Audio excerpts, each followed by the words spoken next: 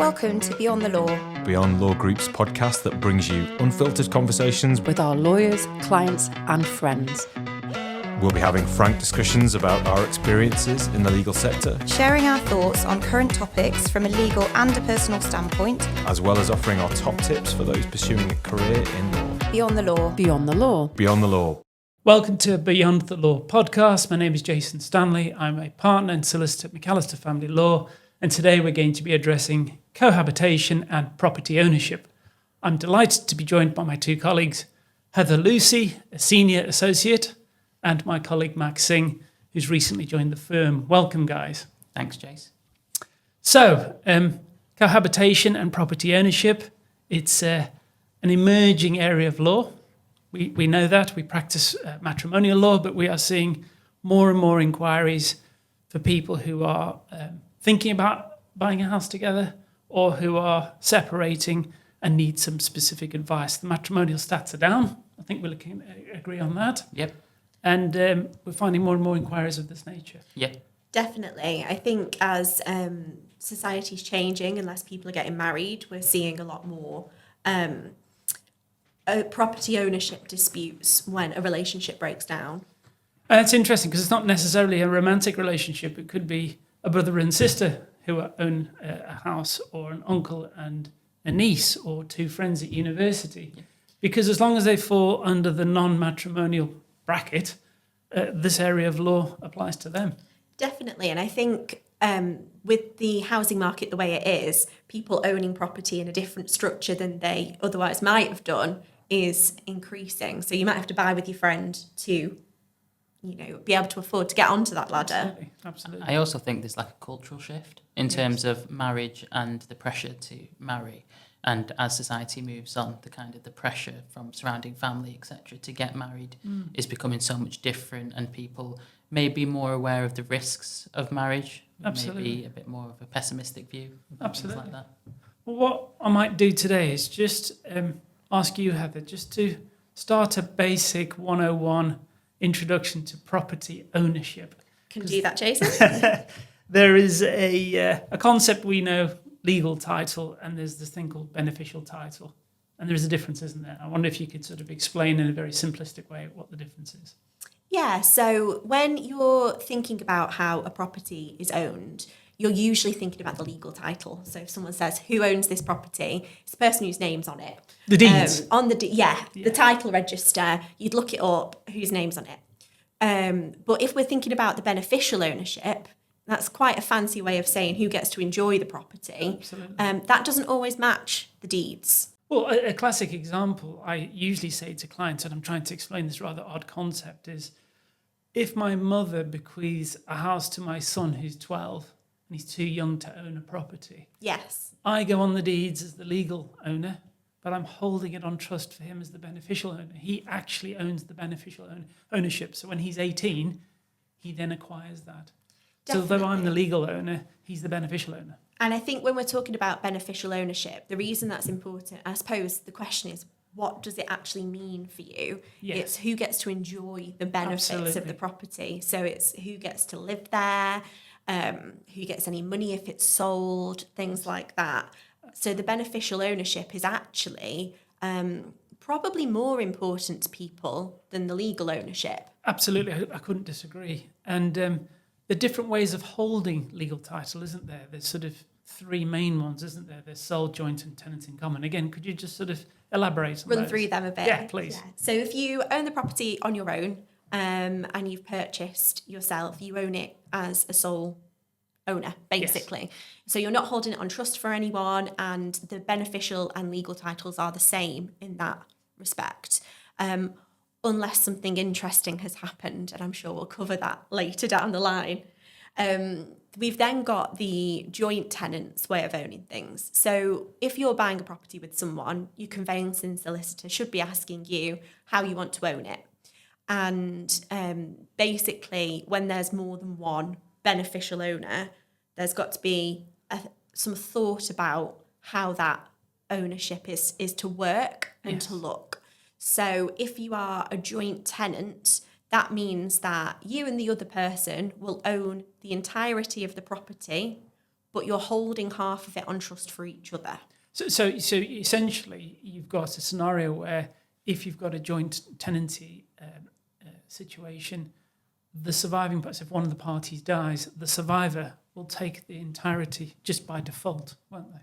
Yes, so if you're joint tenants and you're holding the property on trust for each other, if one of you passes away, then the property automatically passes to the other person. It's very common in a marriage, isn't it? That's quite a simple way of doing it. When people get married, they tend to buy it as a joint tenant, don't they? Yeah, I think that tends to be the most usual setup. The other one is tenants in common. And that's always confusing me because they've got the word tenants in the title and it's two totally different things. Yeah. But it's totally different, isn't it? And it's not about being a tenant like you think of in terms of landlords or anything like that. It's just jargon, really, isn't it? Legalese, keeps us in keeps us in business is what you were going to say then, Joseph. Nearly.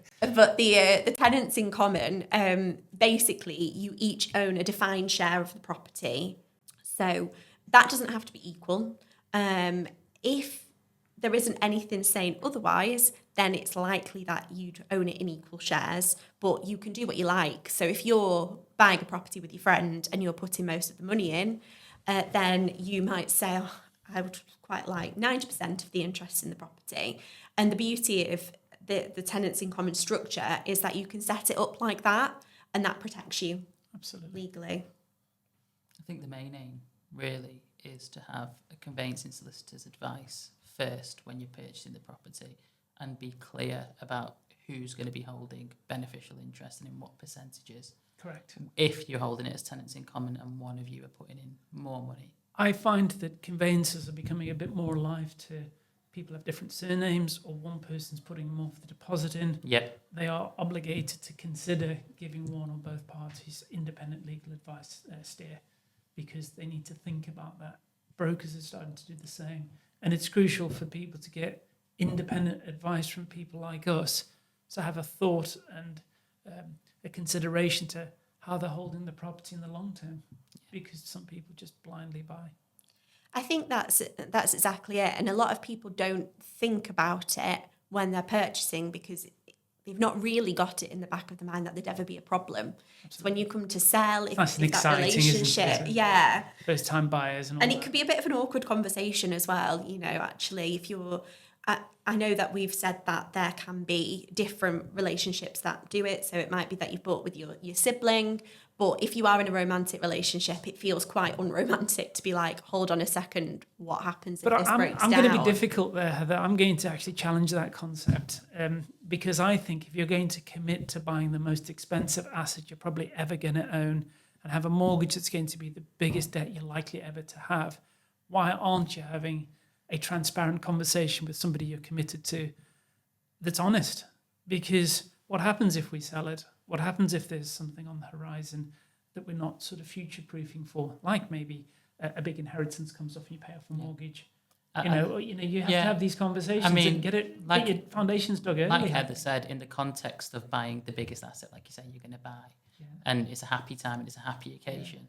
You don't really want to be having those difficult conversations. But you wouldn't say when we separate, you'd say when we sell it. Yeah, you put a positive spin on it. Oh, I like that one. Yeah. I think I might patent that. the Jason Stanley special. Yes. I think what's good about that as well is if you're wary about having a conversation like that, then are you just storing up a problem for later? Like, I think it's a good test of a relationship in a way. Can you have those difficult conversations and still come out of it together? You're absolutely right. So, Mak, over to you in terms of debunking a few myths. There's this phrase that exists, common law marriage or common law husband and wife. Yeah. Share with the listeners some views about that. I mean, the myth comes from cohabiting couples, doesn't it, really? And people have this kind of, I wouldn't say misunderstanding, but kind of miscomprehension that when you live together for so long as a cohabiting couple, you acquired this kind of notion of being a common law husband or common law wife. Oh, it's so common. Yeah. As in, No pun intended, Heather. No pun intended, but my dad knows I'm a divorce lawyer, and he's still trying to tell me, yeah, but no, there is such thing as common law marriage, and I'm like, I can promise you. Yes. I mean, marriage is kind of this kind of binding, not contract, if you will, but kind of binding commitment to one another, and it is legally recognised differently to that of cohabiting couples. And you have different rights for cohabiting couples as opposed to married couples. Yeah, because you've got the Matrimonial Causes Act 1973 that will, a little bit dry, I'm sorry about that, that Jason, regulates the statute that regulates married people, and they've got a bespoke law for that demographic. Yeah. Whereas the unmarried couple and the common law Yeah. people fall into that category don't have a recognised what we call a statute or an act of parliament, and they're subject to quite dry property law or trust law. Yeah. That can be quite And difficult to navigate. it's quite easy when you're in a cohabiting relationship and you're not intending to marry, and you've been in that cohabiting relationship for such a long time that you don't want to, for whatever reason, you don't want to marry. So you think ascribing yourself the label common law husband, common law wife, it makes it a bit more kind of palatable that with this kind of stronger bond, stronger relationship. And I get that for people that don't want to marry, but you've got to be so careful about your legal rights if you did separate and your potential outcomes financially. Yes. It's interesting, isn't it? Because it's sort of like if you're getting married, you know you're opting in to a legal relationship that's going to have ramifications down the line for you. There are people who are talking about how cohabiting couples maybe should get statuses like a common law husband or wife, and I think that's sort of almost a short term for saying, do you start to get rights over each other's property? And at the moment you don't. You know, you've got property rights which are separate. That's right. And there are two views. Is it better that we aren't trying to be prescriptive about, you know, if you live with someone for X amount of time, someone gets an interest in the property, or are we leaving people who might be a bit vulnerable open to a bit of difficulty? And then talking about sort of another consideration, there's a religious ceremony you may have, and then there's a legal marriage. Yeah. And again, there's a distinct difference, isn't Yeah, there? I mean, I've had experience with kind of relationship breakdowns from kind of all different kind of walks of life, religions, backgrounds, societies and cultures. And for example, just taking one like the Islamic marriage. Yes. So if you had an Islamic ceremony in this country but didn't register the marriage legally, as you have to do in England and Wales, that is not a legally recognised marriage for the purpose of then if you wanted to have a divorce, because it's not a legal marriage in the first place. So in those circumstances, you are very much limited to the law surrounding cohabiting couples. Yes. And like you said, very dry legislation about trusts and property ownership and all that kind of stuff. And I think, like Heather said, it's about being aware. Yes. And this is what this podcast is aimed to do, is to increase awareness for cohabiting couples about the difference in rights. And interestingly, culturally as well, we've also got to be quite sensitive about, in certain cultures, you may have demographics where it's a blended family. So you may have grandparents living with a daughter-in-law and a son-in-law, and different generations living. Yeah. And again, that's riddled with a lot of risk, isn't it? And problems. Of course. Yeah, I mean, kind of predominantly in Asian backgrounds, you know, when you marry, you have a lot of kind of family involvement from outside, like you say, extended family, grandparents, great-grandparents, and all that kind of stuff. Yes, because what I'm noticing is that there's this concept that we know collectively, inwardly, called the blended family. And for the listeners out there, that is really a situation where you might have, for instance, a couple who have had a first relationship not work out, maybe have children from that first relationship, and then they meet, say, in the middle age, 50-odd, and they decide to pool their resources. And that's tricky because there are different pressure points and considerations to be had. Yeah. If they buy then a house together, what are they thinking about in terms of the longer term? If, say, one of them passes away, does their share automatically go to their natural children? Is there a consideration to their partner being allowed to remain living in the house until he or her naturally passes away? Yeah. Is there some fairness to be distributed? And people don't think about this. That's just storing up a lot of problem for the future. It is. And I think that there's one good thing. I'm going to say it like it's a recent development and not over 20 years old. But with the development of a TR1 form. That's very technical, Heather. Come on, TR1 form. What have you got? TR1 form. So when you're selling a property or buying a property, they need to know what they're going to put in the title register. So if anyone looks up the property, who owns it? Yes.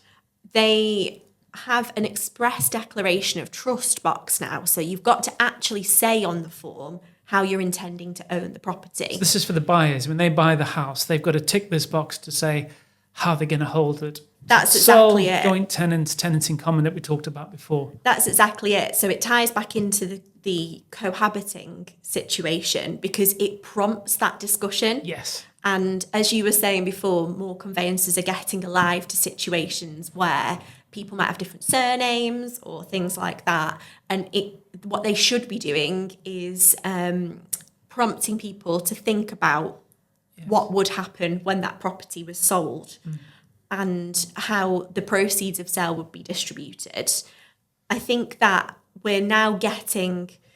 The idea was that we'd get less problems, less litigation about it because they would have what they called the express declaration of trust, which is the fancy way of saying who gets what. Yeah, who gets what. Yeah. That's exactly it. And what I'm often thinking about when I'm advising clients who are not necessarily in a separating scenario, but are having, as you say, a wonderful moment of perhaps buying their first house, is that they give consideration to that. And then synonymous with that must be thinking about a will that doesn't challenge directly how they hold the property. Yeah. And maybe even a cohabitation agreement where, say, somebody's putting down the larger share and maybe they're a bit older and their partner is then going to be contributing chunks of money to almost earn a share. So you might have a sort of fluid situation where you're having an agreement set down that has certain parameters. And you just said that word will, and that like we discussed earlier, kind of distributing property maybe on relationship breakdown is a bit of a kind of a sore subject if you're going into a happy relationship, purchasing your first property. But akin to a will, you know, if you're going to be broaching that subject of what happens to my property or estate upon death, I know relationship breakdown and death are completely different kind of statuses and events, but if you're planning for that, you should also be planning for in the event that if your relationship breaks down. As you were saying before, Jason, about the ownership of the property and being joint tenants, how your interest in the property would pass to the other person if you died. The difference is with tenants in common, you each have your own share of the property and it's yours to do with it as you like. Absolutely. And I think having those conversations are so important because if you own the property as tenants in common and you've decided, particularly in a blended family situation where people are bringing money in from elsewhere, that they don't want the money to all just go into a pot and pass to the other person. They might have, for example, people that they want to leave money to themselves. That's right. There needs to be some consideration of that because, like you say, who gets to continue to live in the property? And it's why this conversation is so important to have. I think so. And we get a bad press, but investing in your lawyer early on just to get a bit of a steer or some options is money well spent, because if it goes south and you've got a bit of a car crash in what you intended, how you purchased it, what your will says, you're going to be spending thousands and thousands of pounds on litigation, which is what you want to avoid. It's future-proofing, really, isn't it? It just comes back to that word awareness, doesn't it? Yeah. Just having a bit of awareness, you know, you're not kind of saying, this is definitely what's going to happen. We're definitely going to break up. Or It's basic concepts. Yeah, like you say, it's future-proofing. It's akin to estate planning. Yeah. Like I say, it's like a will. If you're planning for what's going to happen to your estate upon death, you should also be planning potentially for what could happen if we did break up. Well, guys, thank you for your time and thank you for your insights. I have to say this is our first podcast together as a collective. I think we did quite well. How do you think it went? I think we did quite well. Oh, good. And you, Heather? I think we did well. Yeah, I did don't too. think any of us hit the microphone, so top marks for us all. Thank you for listening to a Beyond the Law podcast. We hope you found the topic enlightening. And if you liked this podcast, be sure to subscribe to our channel for more. Thank you for listening to this episode of Beyond the Law. To keep up to date with all things Beyond, follow us on our socials at Beyond Law Group. You can tune in to our next episode wherever you find your podcasts.